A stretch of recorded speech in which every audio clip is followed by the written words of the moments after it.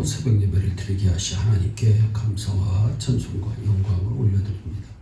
우리 다 함께 사도신경으로 신앙 고백하신 후에 찬송가 430장을 부르신 후 마태복음 14장의 말씀을 읽으신 다음 오늘 말씀을 듣겠습니다.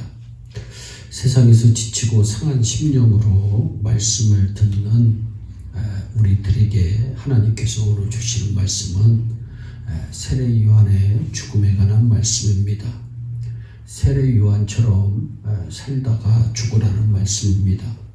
좀 쉬고 위로를 받겠다는 우리들에게 하나님께서는 도리어 세례 요한과 같이 고난을 받으라고 하는 말씀입니다. 오늘 마태복음 14장에서 세례 요한은 죽고 헤롯은 삽니다. 세례 요한은 헤롯에게 고난을 많이 받고 결국에는 억울하게 목배임을 받았습니다. 그러나 헤롯은 그 어떤 고난도 없었습니다. 세례 요한과 헤롯의 일은 우리들이 살아가는 세상을 보여주고 있다, 이렇게 생각해 봅니다. 세상은 언제나 그렇습니다. 의인은 고난을 당하고 악인은 오히려 형통합니다. 그래서 하나님은 참으로 불공평해 보입니다. 어떤 때는 참으로 하나님이 계신 곳에 대해서 의심이 들 때도 있습니다. 도대체 하나님이 계신다면 세상이 이렇게 불공평할 수 있을까? 세상에 이렇게 억울한 일이 일어날 수 있을까? 생각이 들 때가 있습니다. 그러나 그렇게 생각하는 것은 우리의 짧은 생각입니다. 과연 세례 요한은 죽었고 헤롯은 살아 있습니까? 영생을 믿지 아니하는 불신앙의 눈으로 보면 그렇습니다. 그러나 영생을 믿는 믿음의 눈으로 보면 오히려 그 반대입니다. 세례 요한은 살았고 헤롯은 영원히 죽었습니다. 세례 요한은 성공했고 헤롯은 영원히 망했습니다. 세례 요한은 말로 다할 수 없는 영광의 면류관을 얻었지만 헤롯은 그의 이름과 수치스러운 삶이 성경에까지 기록되어 부끄러움을 지금까지 당하고 있습니다. 우리가 정말 하나님을 믿는 사람이라면, 영생을 믿는 사람이라면 좀 더 멀리 내다보고 살아야 합니다. 그리고 보다 능동적이고 적극적인 자세로 살아야 합니다. 하나님을 믿는 믿음으로 공격적인 삶을 살아야 합니다. 세례 요한이라고 왜 죽음이 무섭지 않았겠습니까? 세례 요한이라고 왜 광야에서의 생활이 피곤치 않았겠습니까? 그러나 그가 그렇게 살 수 있었던 까닭은 그에게 있었던 믿음 때문이었습니다. 아멘. 영생 때문이었습니다. 아멘. 그리고 그의 선택은 옳았습니다. 하나님은 오늘도 사랑하는 여러분들과 제가 그와 같은 삶의 자세를 가지고 살아가기를 진심으로 원하고 계십니다. 사랑하는 여러분, 이왕에 당할 고통이라면 적극적으로 나서서 의를 행하다가 고통받는 것이 낫지 않을까요? 이왕에 무거운 짐을 지고 살아야 하는 것이라면 적극적으로 나서서 의미 있고 가치 있는 일을 위하여 짐을 지는 것은 어떨까요? 백화점을 운영하시던 장로님 한 분이 계십니다.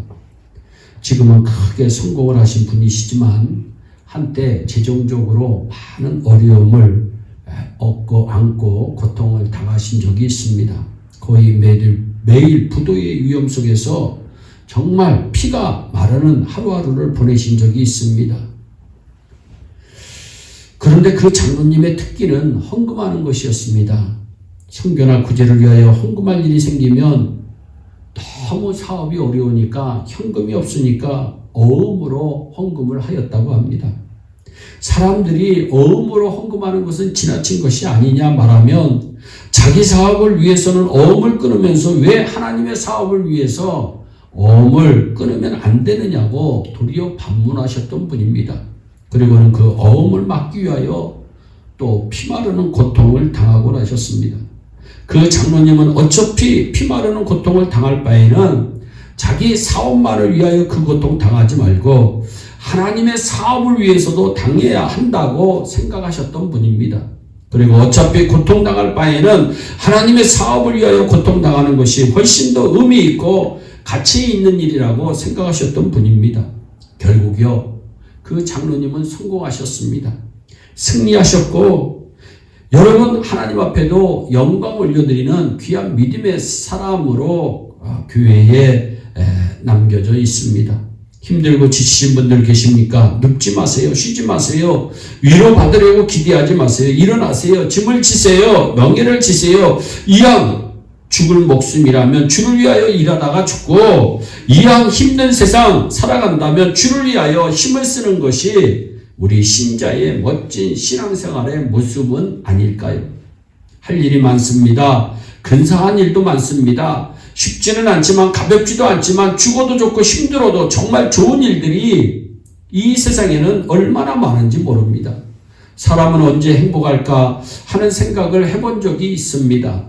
사람은 죽을 만큼 사랑하는 사람이 있을 때 정말 행복하더라고요. 제가 좋아하는 시 하나가 있습니다. 그것은 함석헌 선생의 그대는 그 사람을 가졌는가 라고 하는 시입니다. 말리길 떠나는 길 처자를 내맡기며 갈만한 사람, 그 사람을 그대는 가졌는가.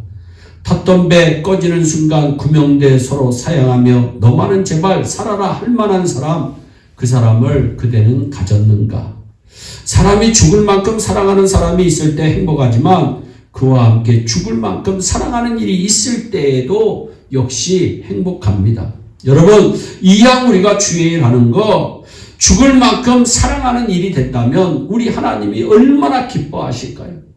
우리 예수님 죽을 만큼 사랑하는 일이었기에 십자가의 엄청난 고난 속에서도 한 번 원망 불평 없이 다 이루었다 선포하시고 도리어 저 죽을 죄인들을 용서하여 주신다고 하시는 엄청난 얘기를 나누신 거 우리가 다 압니다. 어떻게 그렇게 할 수 있었을까요? 십자가를 지는 일이 죽을 만큼 예수님께서 사랑하시던 일이셨기 때문입니다. 여러분, 죽을 만큼 사랑하는 사람이 없는 사람, 죽을 만큼 사랑하는 일이 없는 사람, 잠깐 생각해 보면 외로운 사람이다. 또 불행한 사람이다 생각해 볼 수도 있습니다. 죽으면 가지도 못할 재물, 쓰지도 못하고 아끼기만 하다가 가는 사람들이요 얼마나 많은지 모릅니다. 사랑하는 자식들을 위하여 물려주지만 그것이 도리어 화가 되어 자식들을 나약하게 만들고 부패하게 만드는 사람들이 얼마나 많은지 모릅니다. 어차피 죽을 인생인데 죽음을 두려워하여 비겁하게 살려고만 하다가 정작 죽을 자리 찾지 못해 의롭고 가치 있는 죽음, 죽지 못하는 사람들이 얼마나 많이 있는지 모릅니다. 영원한 세상이 있다는 것을 알지 못하고 그냥 이 세상만이 전부인 줄 알고 어리석게 그리고 악하게 헤롯처럼 사는 사람들이 얼마나 많은지 모릅니다. 의롭고 가치 있는 일을 위하여 도전하려고 하지 않고 나약한 환자처럼 들어 누우려고만 하는 사람들이 얼마나 많은지 모릅니다. 졸면 죽습니다. 누우면 죽습니다. 정신을 바짝 차리고 여러분의 인생에 도전해 보시기를 바랍니다. 오늘 본문에서 하나님의 사람 세례 요한이 죽었습니다. 그러나 여러분 그것이 과연 죽은 것입니까? 여러분은 세례 요한이 안 돼 보이시나요? 불쌍해 보이시나요? 또 아니면 불행해 보이시나요? 그렇다면 세례 요한을 죽인 헤롯이 혹시 부러우시는가요? 아무렇게 살아도 그냥 잘 먹고 편안히만 살면 부러운 것이 되는 것이냐 이 말입니다. 우리 모두는 세례 요한처럼 죽는 한이 있어도 헤롯을 부러워하며 살면 안 됩니다. 세례 요한처럼 살다가 주님과 영원히 사는 복을 우리 모두 누려야 합니다. 살아계신 하나님, 영원한 생명을 주신 그 하나님을 찬양하며 날마다 승리하며 사는 저와 여러분들이 되시기를 예수님의 이름으로 축복합니다. 기도하겠습니다. 사랑의 하나님 아버지, 오늘도 마태복음 14장의 말씀을 통해서 우리를 교훈하여 주신 것 참 감사합니다. 하나님의 사람 세례 요한은 죽고 악한 사람 헤롯은 살아있지만 우리는 가끔 세례 요한이 불쌍해 보이고 헤롯을 부러워하며 살 때가 얼마나 많이 있는지 모릅니다. 하나님, 헤롯이 아무리 부러워도 헤롯을 부러워하지 않게 하여 주시고 하나님 세례 요한처럼 살려고 하는 의지가 우리 예일의 온 성도들에게 넘칠 수 있도록 큰 복을 내려주시고 사랑할 수 있는 일이 우리 안에 넘치도록 복을 내려주셔서 날마다 주 안에서 승리하는 우리 예배온 성도들이 될 수 있도록 큰 은총을 베풀어 주시옵소서. 감사하고 예수님의 이름으로 기도하옵나이다. 아멘. 우리 다 함께 주기도문으로 예배를 마치시고 각자 개인 기도하신 후에 오늘도 주 안에서 승리하는 복된 하루 되시기를 바랍니다. 감사합니다.